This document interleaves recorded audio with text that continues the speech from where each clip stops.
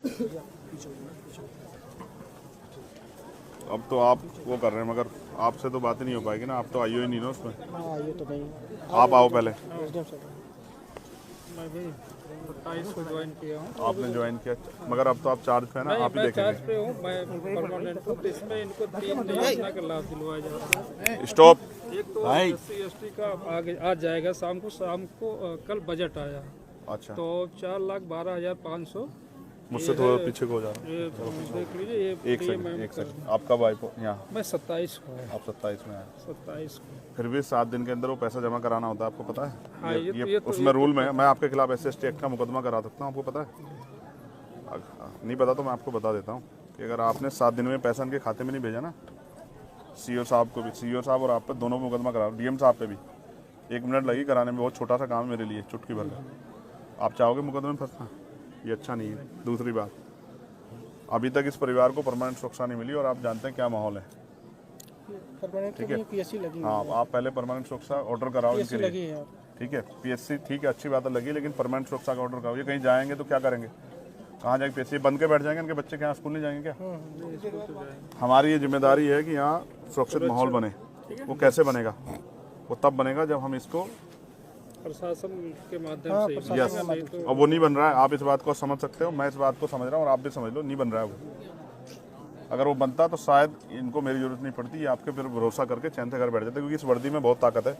इस वर्दी को देख के आदमी महसूस करता है कि अब मैं सुरक्षित हूँ। और इसी वर्दी पे ना ये जो शेर का निशान है, ये हम सबको पावर देता है, ताकत देता है हमें। अब आप महसूस करो, या इतने वर्दी वालों के होते भी वो सुरक्षित नहीं महसूस करे, तो कारण क्या है? मेरे पे क्या है? मेरे पे थोड़े शेर का निशान है, तो शेर का निशान आपके माथे पे है। तो हमें उनको सुरक्षित माहौल देना है। मैं नहीं मानता अगर वो यहाँ रहेंगे तो सुरक्षित रहेंगे। तो SC/ST एक्ट में प्रावधान है कि हम उनको यहाँ से, जबकि होना तो चाहिए, एक्ट में तो ये कहता है कि अगर परिवार सुरक्षित है तो चाहे पूरा गांव बदलना पड़े, पूरे गांव को वहाँ से पलायन कराना पड़े, ये कहता है एक्ट तो। लेकिन मैं चाहता हूँ ना, आप कोशिश करें तो ये परिवार यहाँ से अगर कहीं और शहराबाद में शिफ्ट हो जाए तो ये अपना जीवन जी सकते हैं। घटना होगी, मैं उससे नहीं कह रहा हूँ, उस पर बार बार चर्चा नहीं करना चाहता हूँ, लेकिन अब हमें ये साबित करना है कि हमारे यहाँ कानून व्यवस्था अच्छी है और हमारे यहाँ हर आदमी अपनी ड्यूटी कर रहा है। एक्ट ये कहता है, आप पढ़ लेना, मेरा पढ़ा हुआ है, कि अगर परिवार असुरक्षित महसूस करता है तो पूरे गांव को प्लान कराना पड़े तो पूरा गांव प्लान होगा। लेकिन मैं आपसे कह रहा हूं कि हम इस परिवार को शिफ्ट करा सकते हैं, इस परिवार के लिए कहीं रहने की व्यवस्था हो जाए, ये सहसम्मान रह सके और ये लड़ाई यहीं किसी उसमें रहे, ये लड़ाई बढ़े ना। क्योंकि मैं और आप जानते हैं, आरोपी अपनी जान बचाने के लिए इनको नुकसान पहुँचा सकता है। मैं एक बात से सहमत नहीं हूँ, जब पीड़ित वो छोटा बच्चा जिसने देखा, उसकी पत्नी कह रही है कि मोहित मौके पे था, फिर उसको इग्नोर नहीं किया जा सकता है। आप ऐसा मत करो कोई भी, आप उसको अरेस्ट करो, ठीक है? अरेस्ट करो और कोर्ट में चार्जशीट में बताओ क्या है, वो है या नहीं है। उसको ऐसा मत करो कि उसको खुली छूट मत दो, इससे न्याय नहीं होगा, बिल्कुल नहीं होगा ऐसा न्याय। आप उसको अरेस्ट करो, सबसे पहले उसको अरेस्ट करके जेल भेजो और अपनी चार्जशीट में बताओ क्या है। कोर्ट को बताना कि भाई आपने क्यों उसको किया, आपने FIR है ना नामजद उसके खिलाफ। आप जज मत बनो, सब लोग जज बनना गलत है, ये आपका काम है नहीं, ये मेरा आपका काम नहीं ना, ये कोर्ट का काम है। अगर ये हत्या किसी दलित के बच्चे ने कर दी होती ना, तो आपको पूरे परिवार को चौराहे पर ला देते। पुलिस में जानता हूँ अच्छी तरह से, ठीक है? उनके मकानों पे बुलडोजर चल जाता। मैं नहीं चाहता किसी घर बुलडोजर चले, मेरे उसके परिवार से कोई लड़ाई नहीं। लेकिन आप मोहित को अरेस्ट करो, जब वो उसकी पत्नी कह रही है, वो आई विटनेस है ना, उसका बेटा भी, वो भी कह रहा 8-12 साल का कि वो मौके पे था। तो आप कोई फैक्ट पे मत जाओ, अभी फैक्ट आप कोर्ट में पेश करना, उसकी बेल के टाइम दे देना, उनकी मदद कर देना, मुझे कोई दिक्कत नहीं है। लेकिन अब आप उसे गिरफ्तार करो। और अगर आप ये सोचते हो कि भाई गिरफ्तार नहीं करेंगे तो फिर मुझसे कोई उम्मीद मत करो। बिल्कुल, मैंने तो कह दिया कि हम 8-10 दिन बाद एक बड़ा प्रोटेस्ट करेंगे और अनिश्चितकालीन करेंगे। बिल्कुल मुझे कोई वो नहीं है, मेरे पास कोई ऐसा मेरी नौकरी नहीं है ना, मैं कोई ऐसा, मैं सदन में मेरे बगैर नहीं चलेगा। मैं नहीं जा रहा हूँ कहीं भी, मैं तो आ जाऊँगा। आप तय कर लो अपने, उससे मैंने आपको बता दिया 2 चीज़ें। एक, आप लाइसेंस की व्यवस्था कराओगे उनको, आर्म्स लाइसेंस उनका बनवाओगे, ये दोनों बच्चों का, ये इनका राइट है। 2 भाई हैं ये, दोनों भाइयों, क्योंकि इनको तो खतरा है ना, इनको तो चाहिए आर्म्स लाइसेंस, मुझे और आपको थोड़ा चाहिए। जिसको खतरा उसी को जरूरत है ना भाई। आर्म लाइसेंस किस लिए? उसी के लिए ना जो जिसको खतरा है सुरक्षा में। तो जिनके भाई की डेथ होगी और जिनके परिवार में पहले से भी, मैं पहली घटनाओं पर नहीं जा रहा ना कि वो संदिग्ध मान रहा हूँ मैं उनको, लेकिन उनको तो अभी तो उनका ताजा हुआ है ना, और उनको धमकी मिल रही है। कौन है वो? विजय सिंह, क्या नाम बता उसका? विजय सिंह जो धमकी दे रहा है, ये क्या बात हुई? क्यों शर्मा जी, ऐसे धमकी मिलेगी तो फिर पुलिस का क्या फायदा? उसको कहो ना धमकीबाज को, हैसियत में रहना। क्या हो गया कि मर गए क्या लोग इस देश में? क्या नाम है उसका? विजय सिंह।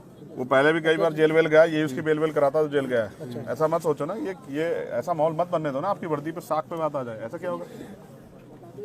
आपके लिए भी जाति में मायने रखती है? मुझे तो नहीं लगता मायने रखती है, बिल्कुल नहीं रखनी चाहिए। जब आपने वर्दी पहन ली और आप उस कुर्सी बैठ गए तो कोई जाति नहीं हो सकती है। कोई जात नहीं है। तो इसलिए आपसे कह रहा हूँ, एक तो उसको विजय को समझाओ कि अपनी हैसियत में रहे, उससे बाहर ना जाए। अगर वैसा मन हो तो फिर ये खराब हो जाएगा। और हम किससे कमजोर नहीं, ये बात अच्छी तरह समझ लें। और हमने कई बार, राजीव हमारे यहाँ रह गए, वो जानते हैं, हम उसमें पढ़ना नहीं चाहते, बिल्कुल कह रहा हूँ, बिल्कुल। लेकिन अगर बच्चों पे आँच आ गई ना तो मुझसे नहीं बुरा होगा कोई, ये बात आप सोच लेना। अगर अब किसी ने मुझे बताया ना, मैं इनसे, मैंने नहीं दिया नंबर, इनको टच में रहूंगा। अगर इन्होंने कहा धमकी वो दे रहा है तो फिर मैं यहीं आगे बैठ जाऊंगा, मैं नहीं जाऊंगा, मेरा घर है। फिर आप अपने आप संभालना। क्या प्रॉब्लम नहीं कि वो हम देख लेंगे इसको, बिल्कुल निश्चिंत रहिए। एक इनका पारिवारिक लाभ अलग कर दिया गया है। ठीक है, एक जो है मुख्यमंत्री बाल सेवा योजना, ठीक है, वो कर दिया गया। वृद्धावस्था पेंशन कर दिया गया। और आप रहने वाले कहाँ के? मैं अम्बेडकर नगर का हूँ। Very good. मैं आपसे रिक्वेस्ट कर रहा हूँ, आपकी कलम में बहुत ताकत है। और डीएम साहब से मैं कहूँगा, एक तो इनके लिए पेंशन का प्रावधान है, इसकी माता जी के लिए वो पेंशन का प्रावधान आप कर सकते हैं, जबकि इसमें कल ही चर्चा हुई है। हो गया। आप भी जानते हैं ना भाई, कल से पहले चर्चा नहीं हुई ना। 27 को ज्वाइन किया तो मुझे पता चला, तो मैं फिर आकर एक्टिव किया। आप महसूस करो ना, कल ही इनसे आधार कार्ड मांगे ना, ये नहीं हुआ है। देखो, अगर आप ही सब लोग अपने आप सही कर देते ना तो मेरी जरूरत नहीं पड़ती। क्या करेगा चल से, मैं भी आपसे ही कहूँगा ना भाई, मैं किसे कहूँगा? तो नहीं हुआ, वो सच बात बता रहा हूँ, नहीं हुआ, उस तरह से नहीं हुआ। हो सकता है कोई दबाव को प्रेशर हो। आधार कार्ड ज्वाइंट खाते के लिए मांगे जाएंगे बच्चों कल वो सबसे पहला वो है, वो एक्ट का हिस्सा है, वो हमारी ताकत है। पहले आप ये बताओ, ये लड़ेंगे कैसे ये अपने भाई? अगर वो बेल के लिए हाई कोर्ट चला जाए, यहाँ उसको बेल ना मिले 302 में, वो हाई कोर्ट चला जाए, तो ये हाई कोर्ट जाके उसको अपोज कैसे करेंगे आप बताओ? उसमें चिन्हित भी करा दिया उसके बाद कि यहीं से जल्दी उसे सजा कराने का भी प्रोसेस चल रहा है। नहीं तो उसको ना फास्ट ट्रैक कोर्ट में हम लेके जाएंगे, तब वो होगा। लगवा दिया है, ठीक है, और जल्दी से जल्दी उसको मैं ये बात आपसे इसलिए कह रहा हूँ, ऑपरेशन कन्विक्शन चल रहा है, उसमें उसको करा दिया। सीरियसली कह रहा हूँ। जब मुख्यमंत्री से बात करते हैं हमें बड़ी खुशी होती है कि भाई ये न्यायप्रिय प्रदेश बन गया है, कानून व्यवस्था अच्छी। और जब ऐसी घटनाएं होती है और उसमें अधिकारी कर्मचारी का रोल ऐसा होता है ना, तो बहुत अजीब लगता है कि क्या दलितों के लिए, मैं नहीं कह रहा था वो, मगर ये सच है, कहना पड़ेगा, क्या दलितों के लिए कानून अलग है क्या देश में? नहीं, वो तो संविधान से ही चलता है। तो संविधान फिर ऐसा कैसे? मैं तो देखता हूँ ना सब चीज़ों को, मैं, मेरे पास सारी घटनाएं आती है, मैं जाता नहीं हूँ, मैं इसलिए नहीं जाता कि इसका परमानेंट सोल्यूशन ढूंढ रहा हूँ मैं, इसका परमानेंट सोल्यूशन जाना नहीं है। तो मैंने आपसे मांग रखी, एक, मैं ये नहीं कह रहा हूँ कि आप खेती के लिए पट्टा दें, जबकि वो प्रावधान में, क्योंकि इनके पास ज़मीन है, मैंने उनसे पूछा, तो मैं उसके लिए नहीं कह रहा हूँ, मैं आपसे कह रहा हूँ, एक, इनके लिए आर्म्स लाइसेंस। दूसरा, अगर हम इनको यहाँ से शिफ्ट करा दें, ये एक्ट का पार्ट है, और अब आप पे बजट भी आप इस कर सकते हैं, ठीक है। दो, तीसरा, एक सुरक्षित माहौल उनके लिए, सुरक्षा व्यवस्था, क्योंकि बच्चे छोटे स्कूल जाए, उन पर क्या गहरा असर पड़ रहा होगा, उनका स्कूल बंद हो गया। कभी तो उनके मन में आएगा ना 2-4 दिन में कि हम स्कूल क्यों नहीं जा पा रहे, उनकी माँ क्या कहेगी कि उत्तर प्रदेश में कानून व्यवस्था ऐसी कि आप जा नहीं सकते क्योंकि मर जाओगे। ये तो आपकी साख पे सवाल खड़ा हो जाएगा।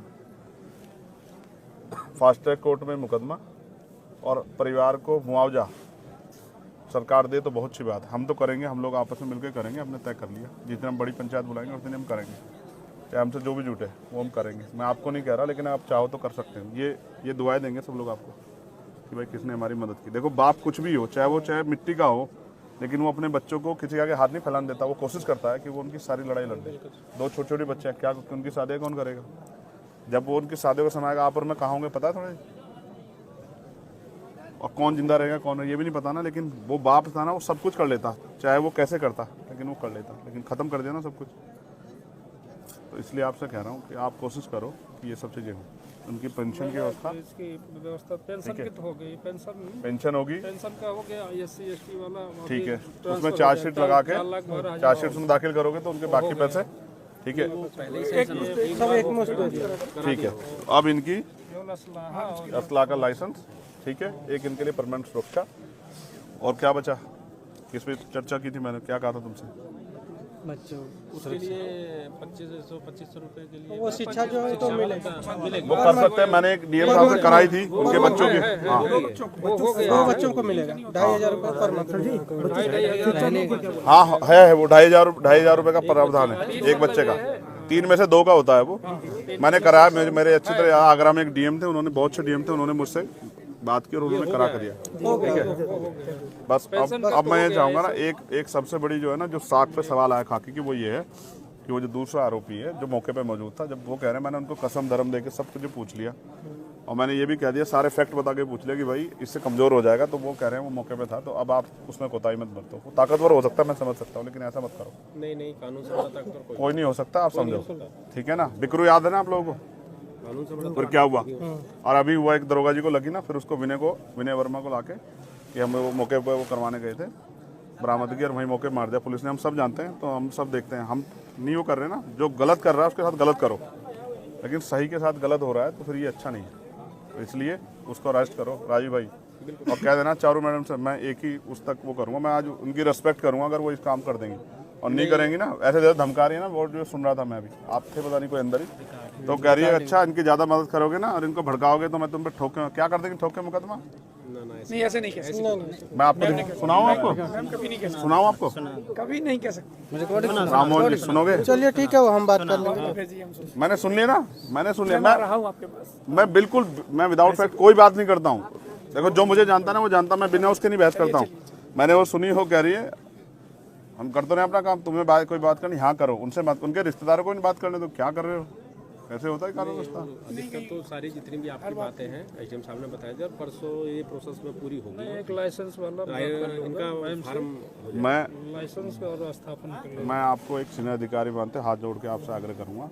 आज तारीख है, मेरा आज मैं 11 तारीख को इन्फॉर्मेशन लूँगा और 11 तारीख तक मैं देखूंगा कि आपने कहाँ तक वो बढ़ा दिया। 11 तारीख की शाम को फिर मैं इस पर अपना मत रखूंगा, मैं आपसे बिल्कुल स्पष्ट कह रहा हूँ। उसकी जरूरत फिर मैं, हो जाएगा, ठीक है, उससे पहले आप ये समझना कि ये चंद्रशेखर ने आपसे आग्रह किया हाथ जोड़ के कि उसको आप कर दो, लाइसेंस करा दें, हो जाएगा। मैंने उनको वचन भी दिया कि आपको आपकी सुरक्षा में कोई कोताही नहीं होगी, इसको आप कह के आज ही करा दो सीओ साहब। बिल्कुल बिल्कुल, ठीक है, हाँ, आचार संहिता लगने से पहले। ये हम कराते हैं। मैं अपने लिए नहीं मांग रहा हूँ ना, देखो आप महसूस करो, मैं तो वो हूँ गोली खा के बैठा हूँ, मैं अपने लिए नहीं कह रहा हूँ।